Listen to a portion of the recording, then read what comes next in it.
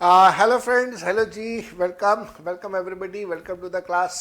MCQs हम लोग कर रहे हैं और एमसीक्यूज़ में ये सैलरी का टॉपिक हम लोग यहाँ पे आज स्टार्ट करेंगे।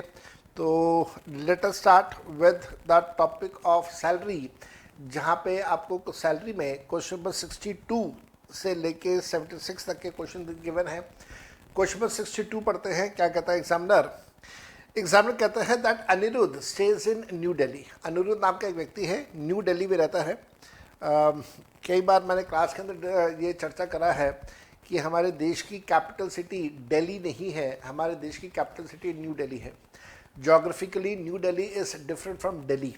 चलो अच्छी बात है, यहाँ पे न्यू दिल्ली में रहता है। क्रॉट प्लेस, इंडिया गेट का जो इलाका है वो सारा न्यू दिल्ली का इलाका है।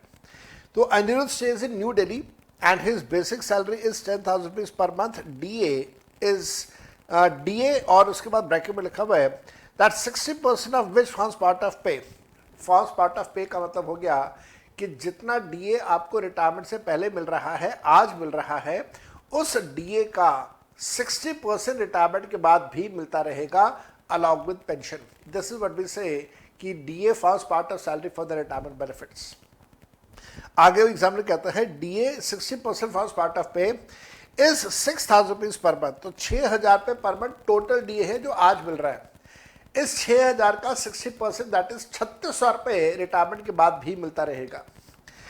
HRA is 5,000 pay per month and he is entitled to the commission of 1% on the turnover achieved by him. Anirudh has paid a rent of 5,500 rupees per month. The turnover achieved by him during the current year is 12 lakh रुपए. What is the amount of HRA which is exempt under section 10 subsection 13 for the current assessment year 23-24? ये तो सबसे ज़्यादा आसान question है, इसमें तो कुछ गड़बड़ है ही नहीं। दो बातें आपको याद रखनी है। पहला, जब आपकी सैलरी में कोई बदलाव नहीं होता है तो फिर आपकी जो एक महीने की सैलरी है वही आपकी एनुअल सैलरी भी होती है। ठीक है, ये चीज़ मैंने आपको क्लास में बोली थी, या हम लोग ऐसे कहें कि एक महीने की सैलरी हमारी एवरेज सैलरी होती है। तो एक तो ये कंसेप्ट था हमारे पास। दूसरा हमारे पास कंसेप्ट यहाँ पे ये है कि साहब जब आपकी सैलरी में कोई बदलाव नहीं है, रेंट में बदलाव नहीं है, लोकेशन में कोई बदलाव नहीं है, और वो सारे चार फैक्टर्स वो सारे के सारे कॉन्स्टेंट हैं, तो आपको कैलकुलेशन उस केस में फिर जो है वो पूरे साल की कांस्टेंट कैलकुलेशंस रहेंगी, उनमें कोई चेंज नहीं होगा।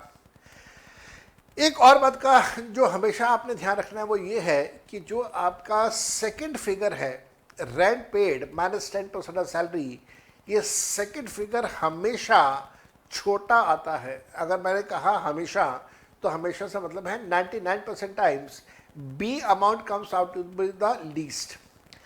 अगर कभी ऐसा हो कि बी अमाउंट सबसे छोटा नहीं आ रहा है, लीस्ट अमाउंट बी नहीं आ रहा है, ए है या सी है, तो 99% चांसेस है कि आपने गलत किया होगा। एक बार सोल्यूशन दोबारा कर लेना। ये सारी बातें क्लास के अंदर बहुत अच्छे से दोहराई हुई है, करवाई हुई हैं। अब आप इनका कैलकुलेशन करके देखिएगा। आपको एग्जामिनर कहता है कि जो उसको HRA मिल रहा है वो है 5,000 रुपये महीना। तो अगर HRA 5,000 रुपये महीना मिल रहा है उसको, तो 12 से मल्टीप्लाई करके अमाउंट कितना आ जाएगा?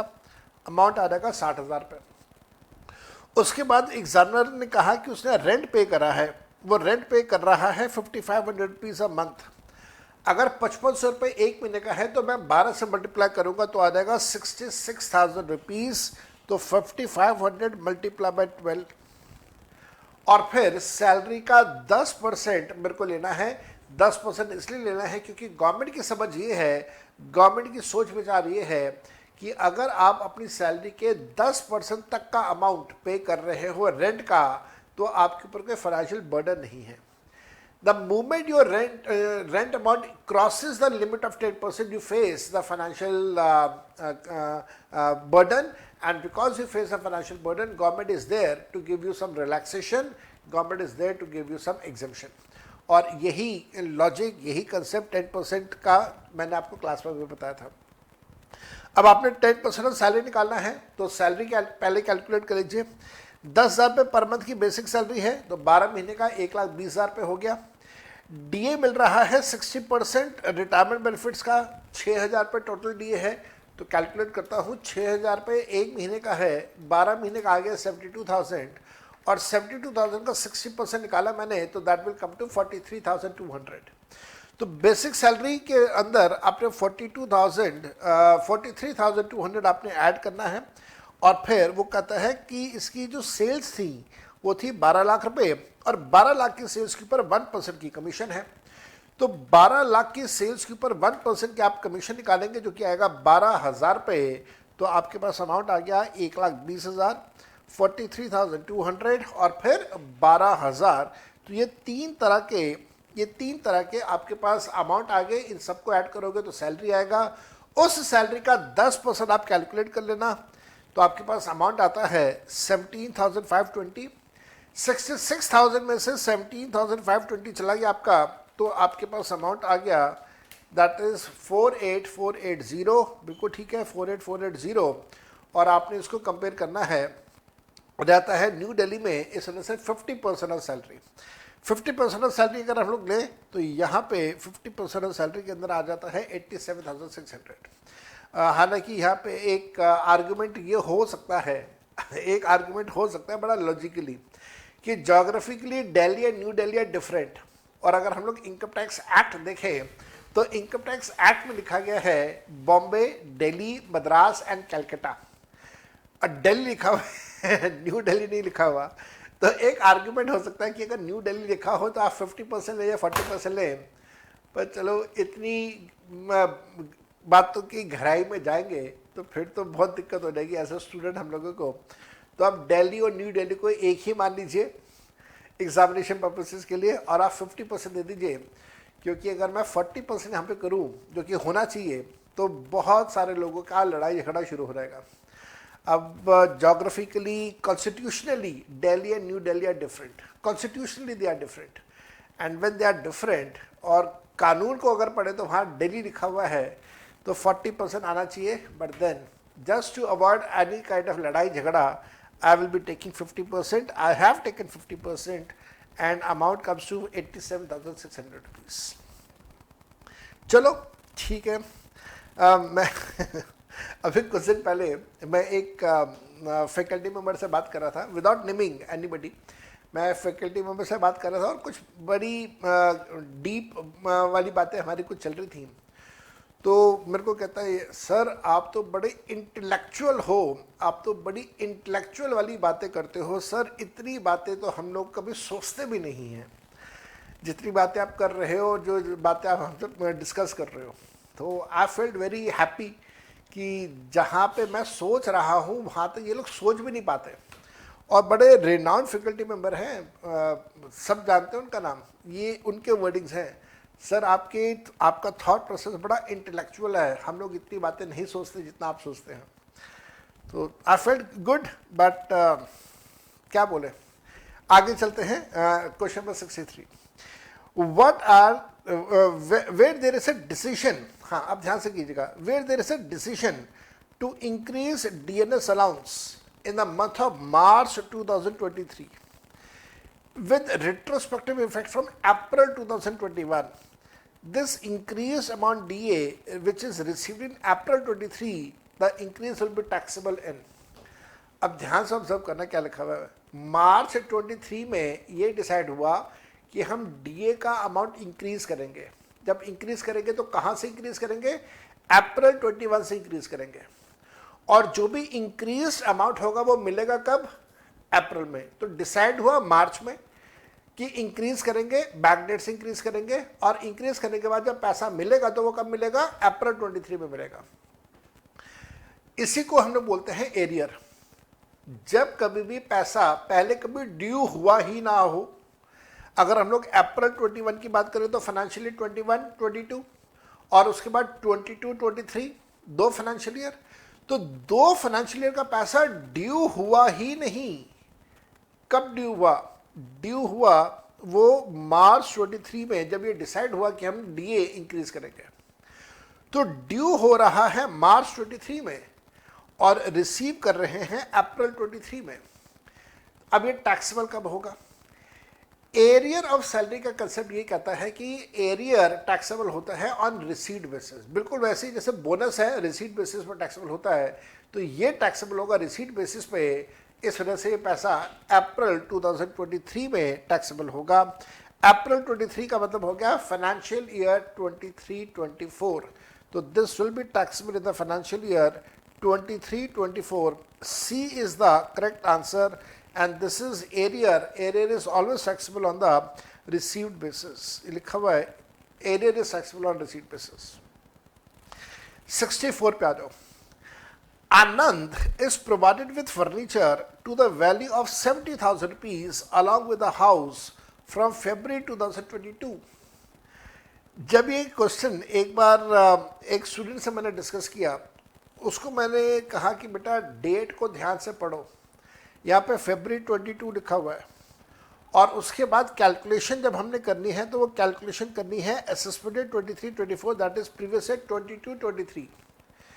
तो प्रीवियस ईयर 22-23 हमारा स्टार्ट होता है फ्रॉम अप्रैल 22, और यहाँ पे डेट दिया हुआ है फरवरी 22 का। इसका मतलब ये हो गया कि यहाँ पे जब आप कैलकुलेशन करेंगे तो ऐसे नहीं कि सिर्फ 2 महीने का करेंगे, फरवरी और मार्च का। ये फरवरी और मार्च की कैलकुलेशन 2 महीने की कैलकुलेशन तब होती जब यहाँ पे 23 लिखा होता। यहाँ 23 नहीं लिखा हुआ, 22 लिखा हुआ है। दैट मीन्स पिछले साल की बात हो रही है। इस साल पूरे 12 महीने आप टैक्सेबल करेंगे। तो एग्जामिनर ने कहा कि आनंद नाम का व्यक्ति है जिसको फर्नीचर दिया गया है 70,000 रुपये का। कब दिया गया है फर्नीचर? पिछले साल फरवरी में दिया गया था, इस साल फरवरी में नहीं, पिछले साल फरवरी में दिया गया था। तो इसका मतलब इस साल उसने पूरे 12 महीने यूज करा, तो पूरे 12 महीने की टैक्सेबिलिटी कीजिएगा। फर्नीचर की कीमत है 70,000 रुपये, लेकिन फर्नीचर को किराए पे लिया था और उसके लिए जो किराया दिया था वो दिया था 5,000 रुपये। 5,000 रुपये पर एनम है, इस बात का ध्यान रखिएगा। तो आपको याद होना चाहिए जब हम लोग क्या करते हैं, अगर फर्नीचर को रेंट पे लिया जाए तो जो उसके एक्चुअल रेंटल अमाउंट है, हम उसको कंसिडर करते हैं। तो अगर हम लोग एक्चुअल रेंटल अमाउंट की बात करें तो एक्चुअल रेंटल अमाउंट 5,000 रुपये है, तो जो हमारे पास टैक्सेबल परक्विजिट वैल्यू होगा दैट विल बी 5,000 रुपये। तो आंसर हमारा होगा यहाँ पे A, the taxable perquisite value will be पूरा का पूरा 5,000 रुपये। Next 65, mister Kashyap has received the basic salary of 20,000 rupees per month from his employer. He has also received children education allowance of 3,000 rupees for 3 children. दोबारा से पढ़िए। He has received children education allowance of 3,000 rupees for 3 children. 3 बच्चों के लिए 3,000 रुपये मिला। ऐसा नहीं कहा कि हर बच्चे के लिए 3,000 रुपये मिला ना, 3 बच्चों का 3,000 रुपये मिला। तो अगर 3 बच्चों का 3,000 रुपये है तो 3,000 को आप 3 से डिवाइड कर दो, 1,000 रुपये पर बच्चा है, और ये एनुअली है, पर एनम। और अगर हम लोग पर एनम है तो इसको 12 से डिवाइड कर दें तो 1,000 को 12 से डिवाइड करेंगे तो 83 रुपीज़ 33 पैसा पर मंथ आ जाता है। दैट मीन जो चिल्ड्रन एजुकेशन अलाउंस का पैसा मिल रहा है वो कितना मिल रहा है? वो मिल रहा है 83 रुपीज़ 33 पैसा पर मंथ पर child for 3 children. Now exemption कितना है? कई स्टूडेंट्स कहते हैं सर एग्जाम्पशन 100 रुपये है, तो आप 100 रुपये एग्जाम कर दो। Answer is wrong. 100 रुपये का एग्जाम्पशन नहीं है, 100 रुपये तो मैक्सिमम लिमिट है, 100 से ज़्यादा नहीं हो सकता, 100 से कम तो हो सकता है। इस केस में अमाउंट आ रहा है 83 रुपीज़ 33 पैसा, तो एग्जाम्प्ट होगा 83 रुपीज़ 33 पैसा, ना कि 100 रुपये।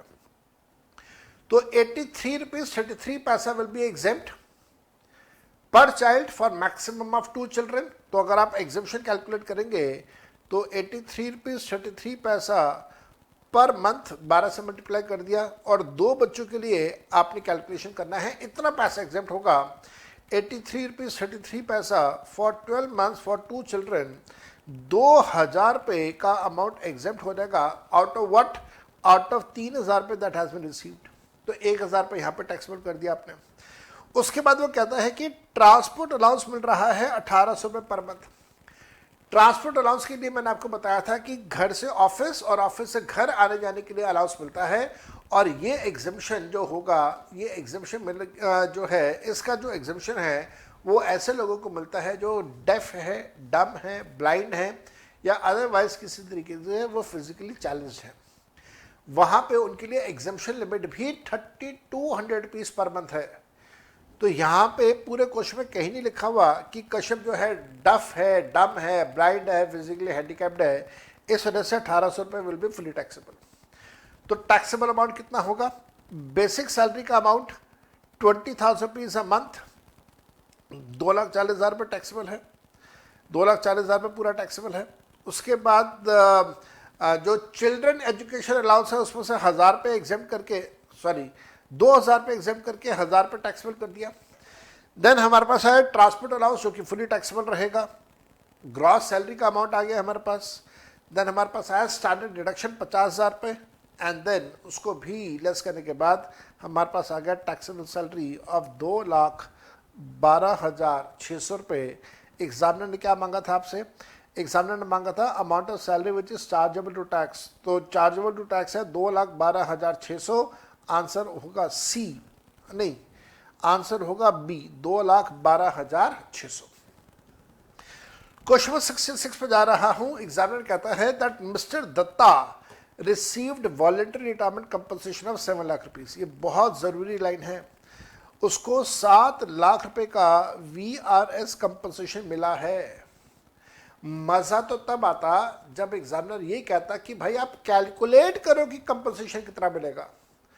जब आपको कंपनसेशन कैलकुलेट करने के लिए कह दिया जाए तब आप दो में से जो लोअर अमाउंट है वो अप्लाई करते हैं। दो कौन कौन से? जितने महीने इसके नॉर्मल रिटायरमेंट तक के बचे हैं, हर एक महीने की सैलरी। और दूसरा पॉइंट है कि जितने साल इसने नौकरी कर लिया है, जितने साल इसने नौकरी कर ली है, हर एक साल के बदले में 3 महीने की सैलरी।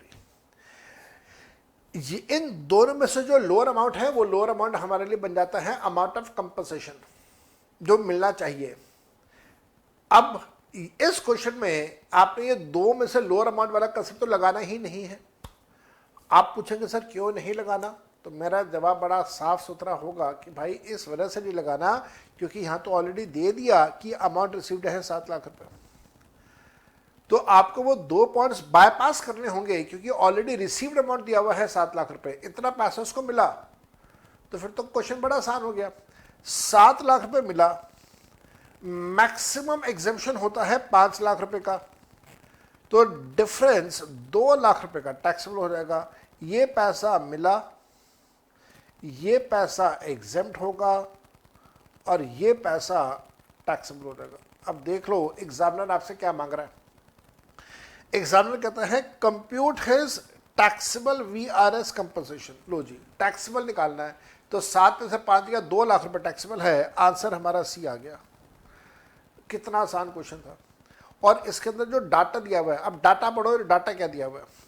वो कहता है कि उसको 7 लाख रुपए का VRS का पैसा मिला after 30 years and 4 months of service. 30 साल 4 महीने वाला डाटा हम लोग कहाँ पे यूज करते हैं? ये डाटा यूज करते हैं अगर ये कैलकुलेट करना होता कि कंपनसेशन का अमाउंट है कितना, पर हमें जरूरत ही नहीं है कैलकुलेट करने की, वो तो ऑलरेडी दिया हुआ है हमें। फिर वो कहता है he still has 6 years of services left. भाई इसका भी कोई जरूरत नहीं है क्योंकि डाटा ऑलरेडी, अमाउंट रिसीव का ऑलरेडी आपको दिया हुआ है। अगर ये अमाउंट रिसीव 7 लाख रुपए ना दिया होता तो फिर मैं 30 years and 4 months वाला डाटा भी यूज करता, मैं 6 years लेफ्ट इन सर्विस ये वाला डाटा भी यूज करता, और फिर साथ में बेसिक सैलरी भी यूज करता, मैं DA भी यूज करता, मैं सबको यूज करता। अगर मेरे को ये 7 लाख रुपए का डाटा गिवन ना होता तो 7 लाख का डाटा गिवन है, अब मेरे को कुछ यूज करने की जरूरत ही नहीं है। नेक्स्ट आ जाओ, क्वेश्चन नंबर 67। एग्जामिनर कहता है XYZ private limited provides a car below 1.6 litres CC। अब एग्जामिनर देखो कितना स्टूपिड है, एक तरफ CC लिख रहा है, एक तरफ लीटर लिख रहा है, जबकि उसको ये पता होना चाहिए दोनों टर्म साथ में नहीं आएंगी।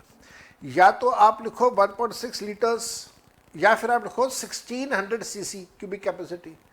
लीटर्स और सीसी दोनों अलग अलग है, दोनों सेम चीज़ थोड़ी ना। यहाँ पे से सेम बना के लिख दिया, पर चलो कोई बात नहीं, ऐसे गलतियाँ ये लोग बहुत करते हैं, कितनी बार कहाँ कहाँ पे परेशान होते रहे। XYZ Private Limited provides a car below 1.6 liters cc along with driver to Mr. Sanjay.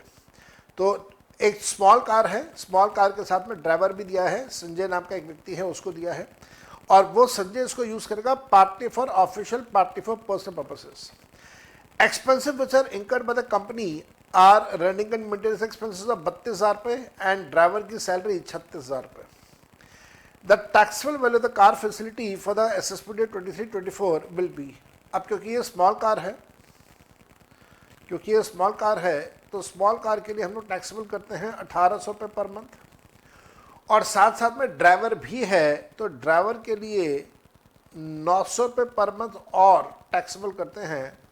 तो ये टोटल अमाउंट टैक्सेबल कितना हो जाता है, 1800 प्लस 900 इज इक्वल टू 2700 रुपये पर मंथ। जब मैं 2700 को 12 से मल्टीप्लाई कर देता हूं तो ये आ जाता है 32,400, ये आ जाता है 32,400। तो हमारा आंसर होगा 32,400। एक बात का ध्यान रखिएगा, रीजन के साथ बता रहा हूं, अगर एम्प्लॉयर अपने एम्प्लॉय से कुछ पैसा रिकवर करता है, इस केस में अगर एम्प्लॉयर अपने एम्प्लॉय से कुछ पैसा रिकवर करता है तो आप उसको लेस नहीं करोगे। क्यों नहीं करेंगे? कारण क्या है? कारण ये है कि साहब यहाँ पर ये जो लिमिट है 1800 रुपये की, ये जो लिमिट है 900 रुपये की, these are the limits which have been fixed by the parliament. और जो लिमिट पार्लियामेंट फिक्स कर दे, उस लिमिट को चेंज करने का राइट आना आपके पास है ना मेरे पास है। तो limits are fixed by the parliament, they can not be altered except by the parliament. तो इस वजह से आप कुछ भी पैसा लेस नहीं करेंगे। टैक्सेबल होगा 2700 रुपये पर मंथ, 12 से मल्टीप्लाई करके 32,400 रुपये।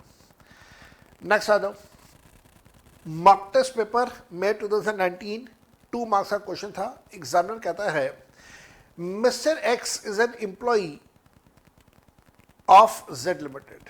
Mister x is an employee of Z limited who receives 1,25,000 rupees as gratuity. He is covered under the Payment of Gratuity Act. He retires on 31st of January 23 after doing services of 29 years and 8 months. At the time of retirement, Mr. X drew a monthly salary of 5,200 rupees, a monthly bonus of 2,000 rupees. Calculate the amount of gratuity which is exempt from tax in the instant case under section 10 subsection 10 of the Income Tax Act. इससे ज़्यादा आसान तो हो ही नहीं सकता। Covered की category में आ रहा है। कवर्ड की कैटेगरी में आप लेते हैं बेसिक सैलरी और डीए। बेसिक सैलरी आपको गिवन है 5,200 रुपीज़, डीए गिवन तो है नहीं, तो जो सैलरी है वो सैलरी बन जाती है 5,200 रुपीज़। इस 5,200 की बेसिक सैलरी को आपने अब मल्टीप्लाई करना है with completed number of years, और अगर ईयर कंप्लीटेड नहीं है, फ्रैक्शन में है, फ्रैक्शन अगर 6 महीने से ज़्यादा है तो 1 साल मान लेना। कंप्लीटेड नंबर ऑफ ईयर्स हमें गिवन है, 29 ईयर्स, और फ्रैक्शन गिवन है 8 महीने। 29 ईयर्स एंड 8 महीने का मतलब हो गया 30 ईयर्स। तो आप इसको 5,200 को 30 से मल्टीप्लाई कर दो। कवर्ड कैटेगरी में आता है तो कवर्ड का मतलब ये है कि उसको महीने में 4 दिन, हफ्ते में 1 दिन की छुट्टी मिलेगी। तो आप जो इक्वेशन यूज करेंगे वो होगा 15 divided by 26 multiply by 5,200 multiply by 30, total comes to 90,000 rupees. पैसा मिल रहा है 125, मैक्सिमम लिमिट है 20, और जो सी पॉइंट है उसका अमाउंट आता है 90। तीनों में सबसे छोटा है 90, तो 90,000 आपने एग्जेम्प्ट किया, बाकी का पैसा ग्रेच्युटी का टैक्सेबल हो जाएगा। आसान था, मुश्किल नहीं था। Mock test number 2 of May 2019, 1 number का क्वेश्चन था। एग्जामिनर कहता है a member of a parliament is entitled to salary, constituency allowance and daily allowance when the parliament is in session. Parliament चल रहा है जब पार्लियामेंट चल रहा है तो सैलरी मिलती है, कॉन्स्टिट्यूंसी अलाउंस मिलता है, डेली अलाउंस मिलता है। कॉन्स्टिट्यूंसी अलाउंस होता है अपनी कॉन्स्टिट्यूंसी को मेंटेन करने के लिए। कॉन्स्टिट्यूंसी का मतलब होता है निर्वाचन क्षेत्र। निर्वाचन क्षेत्र या कॉन्स्टिट्यूंसी का मतलब होता है कि वो एरिया जहां से आप इलेक्शन जीत के आए हैं पार्लियामेंट में। अगर हम लोग नरेंद्र मोदी जो हमारे प्राइम मिनिस्टर साहब हैं उनकी बात करें तो नरेंद्र मोदी का निर्वाचन क्षेत्र कॉन्स्टिट्यूंसी है वाराणसी। वाराणसी से इलेक्शन जीते हैं वो। तो कॉन्स्टिट्यूंसी को मेंटेन करने के लिए पैसा मिलता है कॉल्ड कॉन्स्टिट्यूंसी अलाउंस, और डेली अलाउंस होता है अपने रोजमर्रा के छोटे मोटे खर्चों के लिए जो पैसा मिलता है। याद रखिएगा, मेंबर ऑफ पार्लियामेंट के लिए कॉन्स्टिट्यूंसी अलाउंस एग्जेम्प्ट होता है, मेंबर ऑफ पार्लियामेंट के लिए डेली अलाउंस भी एग्जेम्प्ट होता है, लेकिन सैलरी का पैसा टैक्सेबल होगा under the chapter of income from other sources. तो अब एग्जामिनर कह रहा है कि सैलरी, कॉन्स्टिट्यूंसी अलाउंस और डेली अलाउंस मिल रहा है when the parliament is in session, which are the following statements are correct. इनमें से कौन सी स्टेटमेंट करेक्ट है, आपसे ये पूछा जा रहा है। Point number 1, his entire income is taxable under the head salary. Ramesh, बकवास, ऐसा कुछ नहीं है। तो पॉइंट नंबर ए गलत हो गया। पॉइंट नंबर बी पे आ जाओ, only his salary component is taxable under the head salary, constituency allowance and daily allowance are exempt. ये स्टेटमेंट पार्शली करेक्ट है, पार्शली रॉन्ग है। ये पार्शली रॉन्ग इसलिए है क्योंकि ये पैसा कभी भी सैलरी के चैप्टर में टैक्सेबल नहीं होगा। Member of parliament have no employer, they are not employ and they have no employer. तो पैसा सैलरी में टैक्सेबल ना करते हुए अदर सोर्सेज में टैक्सेबल होता है। तो पॉइंट बी भी गलत हो गया। Point C, only his salary component is taxable as income of other sources, constituency allowance and daily allowance are exempt। 100% ठीक है ये वाली स्टेटमेंट, 100% ठीक है। डी पॉइंट पे आ जाओ, his salary component, constituency allowance are taxable under the head income from other sources, daily allowance is exempt। Ramesh, बकवास, ऐसा कुछ नहीं है। तो हमारा आंसर होगा C. Mock test number 2 of May 2019 again of 2 marks. Examiner कहता है mister Ramesh is a citizen of India and is employed in an Indian high commission in Australia. India का सिटीजन है, हाई कमीशन में काम कर रहा है, ऑब्वियसली बात है गवर्नमेंट का एम्प्लॉय होगा। He is non resident for the current assessment year 23-24। He received salary and allowances in Australia from the Government of India for the year ending March 23 for the services which are rendered by him in Australia. In addition to this, he was allowed perquisites by the government. Which of the following statements are correct? आप सबको याद है government employee working outside India, वहाँ पे जो भी allowances, जो भी परक्विजिट्स मिलेंगे वो एग्जेम्प्ट रहेगा। Allowances and perquisites will be exempt under section 10 sub section 7। और जो सैलरी का पैसा मिलेगा वो सैलरी का पैसा टैक्सेबल होगा, सैलरी का पैसा टैक्सेबल होगा, अलाउंसेस का पैसा एग्जेम्प्ट रहेगा। आप सबको ये बात अच्छे से आती है, आप सबको ये बात अच्छे से पता है। नाउ कौन से स्टेटमेंट इसमें करेक्ट है, कौन से स्टेटमेंट रॉन्ग है? Point 1, salary allowances and perquisites which are received outside India are not taxable in the hands of Ramesh. Salary allowances perquisites are not taxable, बकवास, सैलरी तो टैक्सेबल होगी। Salary allowances perquisites received outside India by Ramesh are taxable in India, गलत। Salary receive by Ramesh is taxable in India but allowances and perquisites are exempt, बिल्कुल ठीक है, C. Salary receive by Ramesh is exempt in India, allowances and perquisites are taxable, D statement भी गलत है। Answer हो गया हमारा C. Next, mock test number 2 of May 2019, 2 number का क्वेश्चन। एग्जामिनर कहता है the provisions of rent free accommodation and the motor car owned by alpha limited provided to its employee mister Anurag. Whether motor car is allowed to be used by Anurag both for official, where motor car is allowed to be used by Anurag both for official and personal purposes is a point A B C D.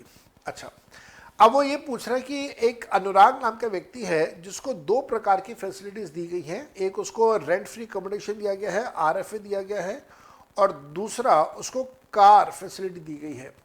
और आपने बताना इन चार में से कौन सी statement ठीक है। Statement number 1, perquisites taxable in case of all employees। अच्छा, perquisites taxable only in case of specified employees। अच्छा, perquisite of rent-free accommodation is taxable in case of all employees, whereas the perquisite of motor car is taxable only in the case of specified employee। अब समझ आया मेरे को question. वो ये कह रहा है कि एक एम्प्लॉयर ने अपने एम्प्लॉय को दो फैसिलिटीज दी हैं, एक दिया है आरएफए और एक दिया है कार। इनमें से कौन से परक्विजिट किसके लिए टैक्सेबल करना है ये आपने बताना है। तो बड़ा आसान है। जो आरएफए है, आरएफए तो सबके लिए टैक्सेबल होगा जिसके लिए सेक्शन यूज किया जाता है सेक्शन 17 सब सेक्शन 2 क्लॉज 1। और जो कार फैसिलिटी है इसके लिए सेक्शन यूज होता है section number 17 sub section 2 clause 3। और क्लॉज 3 में जो भी परक्विजिट्स हैं वो टैक्सेबल सिर्फ तब होंगे जब एम्प्लॉय स्पेसिफाइड एम्प्लॉय होगा। तो अगर एम्प्लॉय स्पेसिफाइड एम्प्लॉय नहीं है तो हम उसके लिए टैक्सेबल नहीं करेंगे। तो आंसर हमारा यहाँ पे सी होगा। फिर डी भी एक बार पढ़ लेते हैं। डी में वो कहता है perquisites of rent free accommodation is taxable only for specified employ. गलत है। आरएफए को स्पेसिफाइड एम्प्लॉय के लिए टैक्सेबल करने के लिए कह रहा है, गलत है। तो हमारा आंसर होगा सी। नेक्स्ट आ जाओ 72 MTP 2019 question number 1। Neeraj was working as an accountant with the company Ujala Limited. He died on 31st of May 2022 and on account of his death, his wife Neha started receiving pension of 10,000 rupees a month from 1st of June 2022। आप सबको याद है कि employ की death के बाद अगर employ के घर परिवार में किसी को पेंशन मिलनी स्टार्ट हो जाए तो उसे हम लोग फैमिली पेंशन बोलते हैं। और फैमिली पेंशन का पैसा हमेशा टैक्सेबल होगा under the chapter of income from other sources. हाँ, अगर वो एग्जेम्प्ट है अंडर 1018 या 1019 तो वो एक अलग बात है। अदरवाइज वो फैमिली पेंशन का पैसा टैक्सेबल होता है as income of other sources section number 56 में। जितना भी फैमिली पेंशन का पैसा है उसमें से सेक्शन 57 के मुताबिक डिडक्शन दे दिया जाता है। डिडक्शन कितना? डिडक्शन मिलता है जो फैमिली पेंशन मिली है उसका 1/3 या फिर 15,000, दोनों में से जो भी अमाउंट हमारा होगा, जो भी अमाउंट हमारा लोअर होगा। तो आपने यहाँ पे अब एग्जम्पशन कैलकुलेट करना है। पेंशन मिल रही है 10,000 रुपये जून से, अप्रैल मई 2 महीने छोड़ दीजिए। तो 10,000 रुपये की पेंशन है 10 महीने के लिए। टोटल कितना हो गया? 1 लाख। टोटल हो गया हमारे पास 1 लाख। अब इस 1 लाख का जो अमाउंट है इसमें से आपने एग्जम्पशन कितना देना है? आपने इसमें से एग्जाम करना है जो कि होगा लोअर। किस किस का लोअर?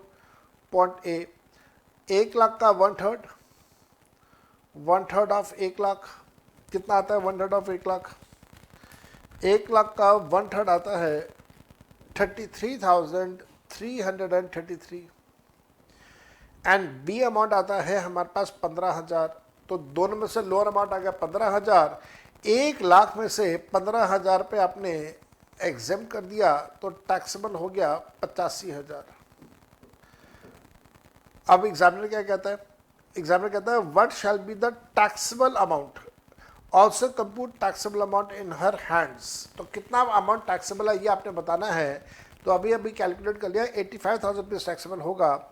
तो income from other sources 1 lakh, गलत है। Income from other sources 85,000, income from salary 1 lakh, income from salary 85,000। तो B is correct. Income from other sources will be 85,000 rupees. Then question number 73, mock test paper May 2020, 2 marks. Mr. Raj, an Indian citizen and a government employee, led for the first time on 25th of March 2022. That is पिछले साल previous year 21-22 में वो India से बाहर चला गया due to his transfer to the high commission in Singapore. During the current assessment year, he visited India only for 10 days on the occasion of his sister's marriage. During the year, his income composition includes salary, foreign allowances, rent from property in Singapore, and interest earned from fixed deposits, which is maintained with the State Bank of India. His taxable income will include, मेरे बेटा ध्यान रखिएगा, taxable income में salary को आप taxable करेंगे, foreign allowances को आप टैक्सेबल नहीं करेंगे, रेंट को आप टैक्सेबल करेंगे, क्योंकि नहीं, रेंट को भी टैक्सेबल नहीं करेंगे, रेंट सिंगापुर से आ रहा है, रेंट भी टैक्सेबल नहीं होगा, रेंट को भी आप टैक्सेबल नहीं करेंगे। तो अभी तक आप सिर्फ सैलरी को टैक्सेबल कर रहे हैं, और साथ साथ में interest earn from fix deposit maintain with state bank of India, ये इनकम अर्न इन इंडिया है, आप इसको भी टैक्सेबल करेंगे। दो इनकम टैक्सेबल होंगी। कौन कौन सी दो इनकम है? सैलरी का पैसा टैक्सेबल होगा और इंटरेस्ट ऑन फिक्स डिपॉजिट का पैसा टैक्सेबल होगा। Out of 4 income 2 taxable, 2 exempt. Answer पढ़ते हैं। All of them will be exempt since Raj is a resident in India. कहाँ रेसिडेंट है? नॉन रेसिडेंट है, सिर्फ 10 दिन के लिए आ रहा है वो इंडिया में, तो ये स्टेटमेंट पहली तो वैसी गलत हो गई। Second, only interest income from fix deposit maintained in India, नहीं, गलत है। Only income shall be taxable, अच्छा, no income shall be taxable since mister Raj is a non resident in India, ये भी गलत है, क्योंकि नॉन रेसिडेंट के लिए वो पैसा तो टैक्सेबल होगा जो उसने इंडिया में कमाया। इस केस में जो भी पैसा वो इंडिया में कमा रहा है वो टैक्सेबल होगा। 2 प्रकार की इनकम उसकी इंडिया में है, एक तो है एफडीज के ऊपर इंटरेस्ट, और दूसरा salary is deemed to accrue and arise in India. तो आंसर डी हो गया, D amount will be taxable. Next आ जाइए, मई 2023 का मॉक टेस्ट पेपर, अभी लेटेस्ट मॉक टेस्ट पेपर जो है मई 2023 का मॉक टेस्ट पेपर नंबर 2, जो कि इसी मंथ अप्रैल में आया, और साथ साथ में आरटीपी ऑफ नवंबर 2019। तो 2 बार ये आ चुका है क्वेश्चन, ध्यान से देखिएगा। Mister Jagat is an employ in the accounts department of Bharat Limited. तो एक एम्प्लॉय है, एम्प्लॉय का नाम है जगत, और भारत लिमिटेड में काम करता है, जो कि एक सेलुलर कंपनी है, मोबाइल फोन कंपनी है, operating in the regions of eastern India, east में ऑपरेट करती है। It is engage in the manufacturing of cellular devices, instruments बनाने का काम है। During the current year the following transactions were undertaken by Mr. Jagat. Point 1. He attended a seminar on perquisite valuation. The seminar fees of 12,500 was paid by Bharat Limited. मेरे बच्चे याद करो, concept हम लोगों ने किया था that अगर education facility is provided to the employee, तो एम्प्लॉई उस एजुकेशन फैसिलिटी में अपनी नॉलेज को इन्हांस करके अपने एम्प्लॉयर के लिए ही बेनिफिट करेगा, काम करेगा। उसका पर्सनल बेनिफिट तो है, लेकिन वो काम अभी भी अपने एम्प्लॉयर के लिए करेगा, इस वजह से एग्जेम्प्ट रखा जाता है। तो पॉइंट नंबर 1 में जो भी अमाउंट है ये एग्जेम्प्ट है, टैक्सेबल नहीं है। Second, tuition fees of mister Himanshu who is son of जगत paid to private coaching classes not having any tie-up with Bharat Limited, it was reimbursed by Bharat Limited amounting to the 25,000 rupees. So whatever education fees has been paid for the child, that will be taxable. तो ये पूरे का पूरा 25,000 पर taxable हो जाएगा। फिर third point में वो कहता है that Miss Sapna, who is daughter of Jagat, studies in DPS, that is Delhi Public School, owned and maintained by Bharat limited. अच्छा, अब ये भी ध्यान रखिएगा, अगर school, college, education facilities owned by the employer और एम्प्लॉय का बच्चा अगर उसके अंदर पढ़ता है, तो फिर ऐसे केस में वो टैक्सेबल होगा। टैक्सेबल वैल्यू कितनी होगी? Taxable value will be the fees charge by the similar institutes in the similar area providing similar education. ये सिमिलर इंस्टीट्यूट क्यों लेते हैं, सिमिलर एरिया क्यों लेते हैं, उसके लिए मैंने आपको क्लास के अंदर एग्जाम्पल करवाया था एसआरसीसी कॉलेज का प्रिंसिपल का। एसआरसीसी कॉलेज का प्रोफेसर जिसका बेटा हंसराज कॉलेज में पढ़ता है, वो वाला एग्जाम्पल आपको मैंने क्लास में करवाया था। तो यहाँ पे अब हमारे पास ये वाला पैसा टैक्सेबल होगा, और ट्यूशन फीस वो बता रहा है कि जो ट्यूशन फीस है वो 7500 रुपीज़ है, जो कि जगत से चार्ज किया गया है, और जो cost of education in the similar institute है वो 5250 का है। तो 5250 में से 750 आप एग्जेम्प्ट कर दो, बाकी का पैसा टैक्सेबल होगा। 5250 minus 750 is equal to 4500 rupees. तो 4500 रुपीज़ का पैसा टैक्सेबल होगा पर मंथ बेसिस पे, पर मंथ बेसिस पे। अगर मैं इसको 12 से मल्टीप्लाई कर दूँ तो ये 12 से मल्टीप्लाई करने के बाद आ जाता है 54,000 रुपीज़। ठीक, देन हम लोग 54,000 ये टैक्सेबल है, ऊपर वाला 25,000 रुपीज़ है ये भी टैक्सेबल है। तो फिर टोटल टैक्सेबल कितना हो गया? 54 प्लस 25, ये टोटल टैक्सेबल हो गया 79,000। आंसर हो गया D, 79,000 rupees will be taxable.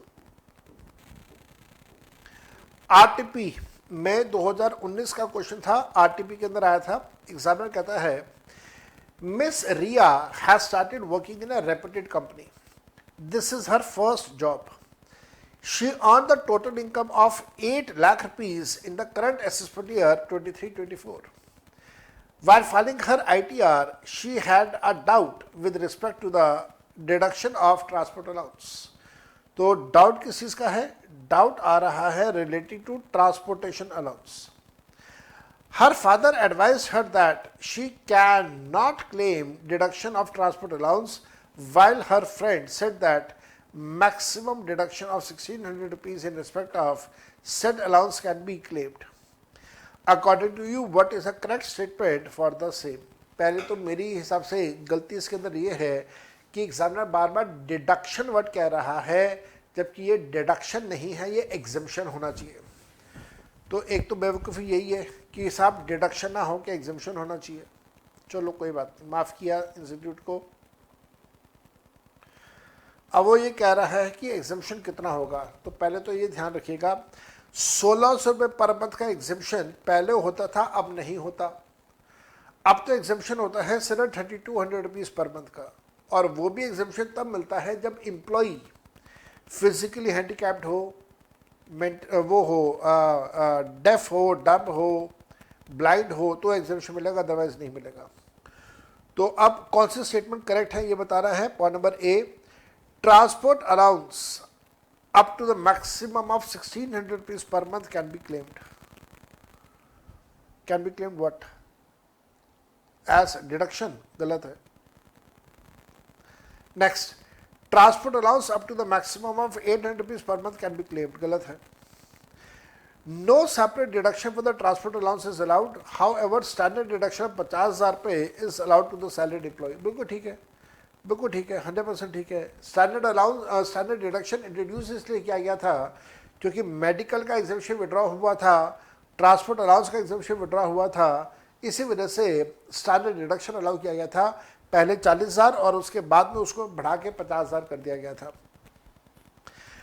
Deduction of transport allowance is allowed without any monetary limit, बकवास। तो हमारे पास आंसर है C, C is the correct answer. And then coming to one of the most important examples, that is of RTP of November 2022. That is पिछले exam में नवंबर 22 का जो exam था, उस एग्जाम का RTP था, और RTP के अंदर ये क्वेश्चन दिया हुआ था। इस क्वेश्चन को करने के बाद आपके मन का ये वहम, आपके मन का ये भ्रम खत्म हो जाना चाहिए कि ये रिकॉग्नाइज प्रोविडेंट फंड का ट्रीटमेंट क्या करना है। हालांकि मैं थोड़ा सा डिसअपॉइंटेड था जब नवंबर 2022 का एग्जामिनेशन पेपर का सजेस्टेड आंसर लॉन्च किया सी इंस्टीट्यूट ने, तो वहाँ पे रिकॉग्नाइज प्रोविडेंट फंड में इन्होंने फिर से 12% के बाद का जो अमाउंट है उसको टैक्सेबल कर दिया, जो कि मेरे को लगता है गलत किया, क्योंकि 7.5 लाख तक तो एग्जामिनेशन वैसे मिल जाता है। अब आप देखिए सी इंस्टीट्यूट कैसे कॉन्ट्रडिक्ट करता है अपने आप को। एक तरफ उन्होंने आरटीपी का ये वाला क्वेश्चन दिया हुआ है, इस क्वेश्चन को करते हैं, और दूसरी तरफ जब हम लोग ये कहते हैं कि इन्होंने अपना सजेस्टेड आंसर निकाला नवंबर 22 का, उसके अंदर उन्होंने क्या कर दिया, आओ ज़रा ध्यान से देखते हैं, कॉन्ट्रडिक्शन देखते हैं सी इंस्टीट्यूट की। Mister Karan completed his MBA in April 2022। एक करण नाम का व्यक्ति है, इस साल करंट ईयर में उसने अपना एमबीए क्वालिफाई करा है अप्रैल 22 में, इस साल 22-23, and thereafter Joint Express Limited from 1 May 22। तो 1 मई से उसने अपनी नौकरी शुरू करी है। उसकी बेसिक सैलरी है 2,25,000 रुपये पर मंथ। क्या बात है यार, इतनी ज़बरदस्त सैलरी। भाई मेरे को इतनी सैलरी मिल जाए मैं सारा काम धंधा छोड़ दूँ। 2,25,000 इंटू 11 करेंगे, 11 करेंगे, ध्यान रखिएगा 12 नहीं होगा। मई में ज्वाइन कर रहा है, तो मैंने जब 11 से मल्टीप्लाई किया तो ये आया 24,75,000। नीचे सोल्यूशन दिया हुआ है, साथ साथ में देखते रहना। 24,75,000। एग्जामिनर कहता है that he is given 12% of basic salary as DA, full amount of which forms part of salary for the retirement benefits। तो इसमें 12%, इसमें जो 12% है वो DA है, तो 24,75,000 का 12% निकाला तो आया 2,97,000 रुपीज़। तो DA में आ गया 2,97,000 रुपीज़। इसके बाद एग्जामिनर क्या कहता है? इसके बाद एग्जामिनर कहता है he contributed 11% of the basic salary and DA towards RPF and the company contributes the same amount। अब आपको ये देखना होगा क्या कंपनी का जो कंट्रीब्यूशन है जो 12% से कम है, ठीक है कोई बात नहीं, लेकिन क्या वो 7.5 लाख से भी कम है? अगर 7.5 लाख से कम है तो एग्जेम्प्ट कर देना, और अगर 7.5 लाख से ज़्यादा होता तो जो 7.5 लाख के बियॉन्ड एक्स्ट्रा होता वो टैक्सेबल कर देते हैं। अब जरा यहाँ पे हम कैलकुलेट करते हैं कि कितना अमाउंट आएगा। बेसिक सैलरी है 2,25,000, इसको 11 से मल्टीप्लाई किया, मेमोरी में डाल दिया एम प्लस करके 24,75,000। 12% DA है, 12% निकाला 2,97,000 रुपीज़, और इसको भी मैंने एम प्लस कर दिया, मेमोरी में डाल दिया। मैंने मेमोरी रिकॉल किया तो अमाउंट आया 27,72,000 रुपीज़। इसका 11% निकाला मैंने तो कम्स टू 3,04,920 रुपीज़, 3,04,920 रुपये। अब ये जो अमाउंट है 3,04,920 रुपये, ये 7.5 लाख रुपए से कम है। इस वजह से मैंने सारा का सारा 3,04,920 को एग्जेम्प्ट कर दिया, कुछ भी मैंने टैक्सेबल नहीं किया। इसके बाद एग्जामिनर कहता है that accumulated interest on provident fund on March 23 was 49,325। मेरे बेटा ध्यान रखिएगा, जो accumulated इंटरेस्ट है वो एम्प्लॉयर का प्लस एम्प्लॉय का दोनों का मिला के है, एम्प्लॉयर का प्लस एम्प्लॉय का दोनों का मिला के है। और आप सबको अच्छे से याद है कि जो इंटरेस्ट अमाउंट है, जो इंटरेस्ट अमाउंट है एम्प्लॉय की कंट्रीब्यूशन का, उसके लिए हम लोग यूज़ करेंगे रूल नंबर 9D। और जो इंटरेस्ट अमाउंट है एम्प्लॉयर के कंट्रीब्यूशन का, उसके लिए हम लोग रूल अप्लाई करेंगे रूल नंबर 3B। 9D और 3B, पहले 3B की बात कर लेते हैं। आपको याद होगा 3B जब हमने क्लास में करा था तो वहाँ पे पूरी एक मैथमेटिकल इक्वेशन बनती है, TP1 P1 फंड एवरेज, वो सारी की सारी बातें डिवाइडेड बाय 2 और वो सारा पूरी मैथमेटिकल इक्वेशन। तो वो था रूल 3B। रूल 9D क्या कहता है? रूल 9D ये कहता है कि जहाँ पे एम्प्लॉई 2.5 लाख रुपए से ज़्यादा का कॉन्ट्रीब्यूशन अगर करता है तो उस एक्स्ट्रा कंट्रीब्यूशन का जो प्रोपोर्शनल इंटरेस्ट होगा वो टैक्सेबल करेंगे, और 2.5 लाख से कम अगर वो कंट्रीब्यूट करता है तो वो एग्जेम्प्ट रखेंगे। ये 2.5 लाख की लिमिट बढ़ के 5 लाख हो जाती है अगर एम्प्लॉयर प्रोविडेंट फंड में पैसा कंट्रीब्यूट नहीं करता, सिर्फ एम्प्लॉय करता है। तो यहाँ पे तो लिखा हुआ है company contribute the same amount, तो इसका मतलब एम्प्लॉयर और एम्प्लॉय दोनों प्रोविडेंट फंड में कंट्रीब्यूट कर रहे हैं। तो रूल नंबर 9D के लिए आप लिमिट लगाएंगे 2,50,000 रुपये। अब ध्यान से करना, टोटल इंटरेस्ट मिला है 49,325, जो कि एम्प्लॉयर प्लस एम्प्लॉय दोनों का मिला के है। और आपने इसको दोनों को अलग अलग करना है क्योंकि दोनों के रूल्स अलग अलग हैं। तो अगर मैं दोनों को अलग अलग करूंगा तो 49,325 को 2 से डिवाइड करना होगा, दैट विल कम टू 24,662.5। ये आधा पैसा एम्प्लॉयर का, आधा पैसा एम्प्लॉय का। अब ये जो आधा पैसा एम्प्लॉयर का है, ये जो आधा पैसा एम्प्लॉयर का है, मैं इसको सारा का सारा एग्जेम्प्ट कर देता हूँ, ये मानते हुए कि रूल नंबर 3B की जो इक्वेशन है वो पूरी सॉल्व हो रही है। रूल नंबर 3B की इक्वेशन के मुताबिक ये अमाउंट एग्जेम्प्ट आ रहा है, ऐसा अज्यूम कर लेता हूँ मैं। लेकिन उसके बाद एम्प्लॉय के कंट्रीब्यूशन के लिए रूल आया, रूल 9D। रूल 9D ये कहता है कि एम्प्लॉय ने जितना भी कंट्रीब्यूट करा पैसा प्रोविडेंट फंड में, उसको 2 पार्ट्स में डिवाइड कर दो, टैक्सेबल फंड अलग कर दो, नॉन टैक्सेबल फंड अलग कर दो। अब इसने कंट्रीब्यूट कितना करा वो देख लीजिए। इसने एग्जामिनर कहता है कि कंट्रीब्यूट करता है 11% ऑफ सैलरी। तो जो 11% ऑफ सैलरी था वो अभी अभी हम लोगों ने कैलकुलेट करा था, एक बार दोबारा कर देते हैं। सैलरी है 2,25,000। अच्छा हाँ ठीक है, सैलरी जो है वो है 2,25,000, 11 से मल्टीप्लाई किया, मेमोरी प्लस कर दिया, और डीए है 11%, उसको भी मेमोरी प्लस कर दिया। तो जो टोटल अमाउंट हमारे पास आ रहा है, डीए है 12%, मैंने गलती से 11 कर दिया, एक बार फिर से करता हूँ मैं।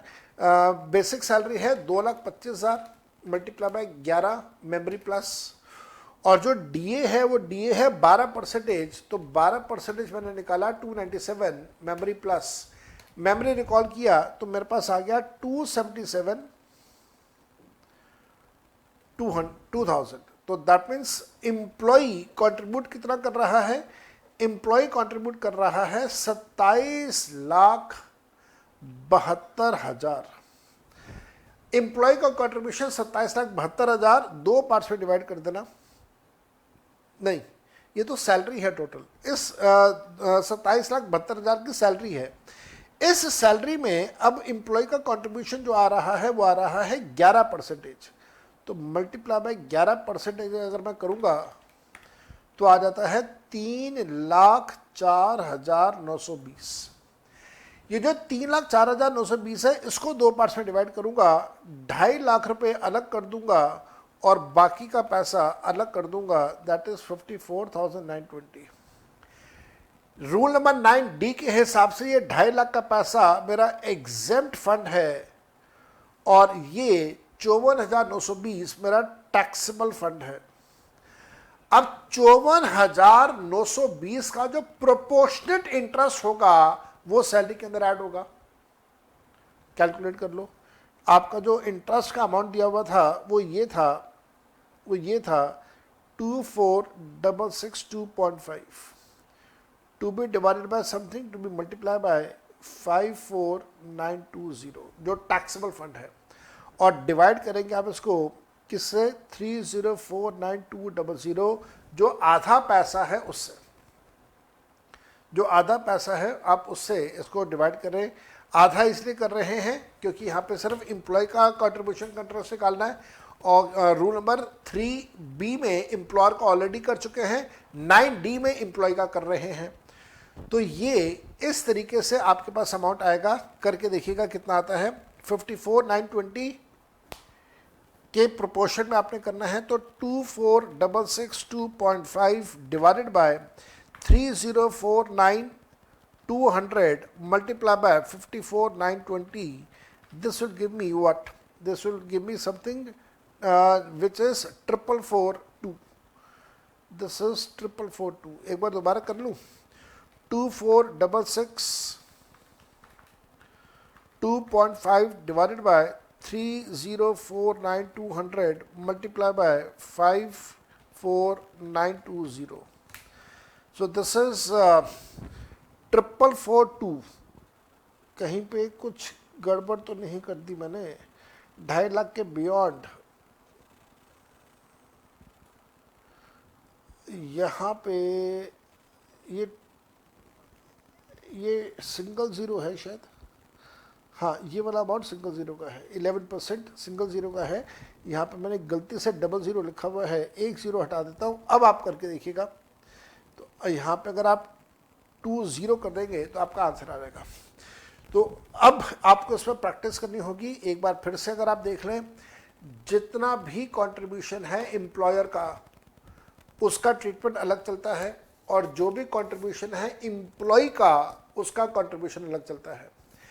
एम्प्लॉयर का कंट्रीब्यूशन 7.5 लाख रुपए तक मैं एग्जेम्प्ट करूंगा, चाहे वो 11% के अंदर अंदर है, चाहे वो 12% के अंदर अंदर है, 12% के बियॉन्ड है। 7.5 लाख तक सब कुछ एग्जेम्प्ट, और 7.5 लाख के एक्स्ट्रा होगा तो टैक्सेबल। एम्प्लॉय का जो कंट्रीब्यूशन है आरपीएफ में, उसके ऊपर एम्प्लॉय एटीसी का डिडक्शन ले लेगा। इंटरेस्ट में जो एम्प्लॉयर का कंट्रीब्यूशन है उसका इंटरेस्ट कैलकुलेट करोगे तो आपने रूल नंबर 3B इक्वेशन लगाना है।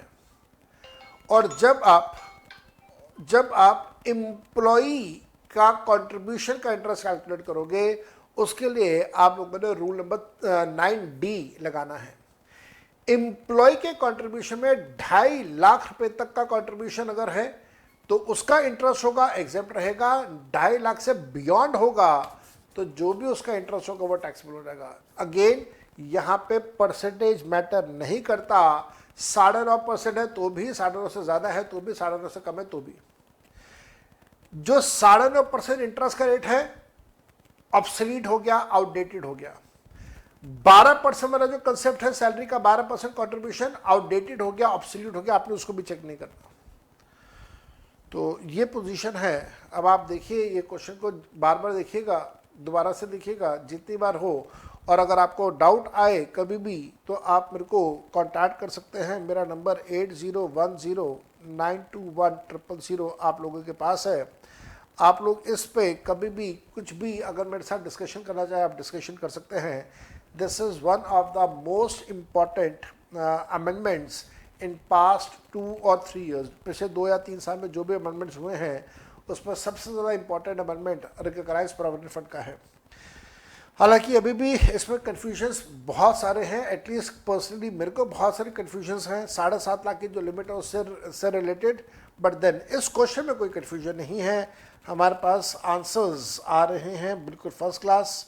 अगर आप ध्यान से ऑब्जर्व कर लें तो मैंने टोटल इंटरेस्ट को 2 में डिवाइड कर दिया, क्योंकि एम्प्लॉयर का अलग करना है, एम्प्लॉय का अलग करना है। एम्प्लॉयर का कंट्रीब्यूशन है उसके अंदर जो भी इंटरेस्ट मिल रहा है उसे मैंने एग्जेम्प्ट रखा है। जो एम्प्लॉय का कंट्रीब्यूशन है उसमें 2.5 लाख से ज़्यादा का जो अमाउंट है उसका प्रोपोर्शनल इंटरेस्ट निकाला 4442, और साथ साथ में स्टैंडर्ड डिडक्शन लेस करके हमारे पास आंसर आ रहा है 2726442। हमारे पास आंसर जो आता है वो आता है यहाँ पे ए आंसर आपको गिवन था। A is the correct answer. और मैं आपको दावे के साथ कह रहा हूँ कि स्टूडेंट्स को जब अगर सिर्फ आंसर दे दिया जाए कि इस आरटीपी का ये आंसर है, and I promise you majority, let me से 90% दे कैनॉट डू कि how A is the correct answer. Solution नहीं पता, सोल्यूशन मैंने आप लोगों को यहाँ पे करवा दिया है। सैलरी के क्वेश्चंस हमारे कंप्लीट हैं। हाउस प्रॉपर्टी नेक्स्ट सेशन में करेंगे। आज इस सेशन में हम लोग कर रहे हैं यहाँ तक। Bye bye and enjoy yourself, best of luck to you. जो भी आप लोगों के डाउट्स हो वो आप मेरे से पूछते रहिएगा। Till the time, bye bye and take care.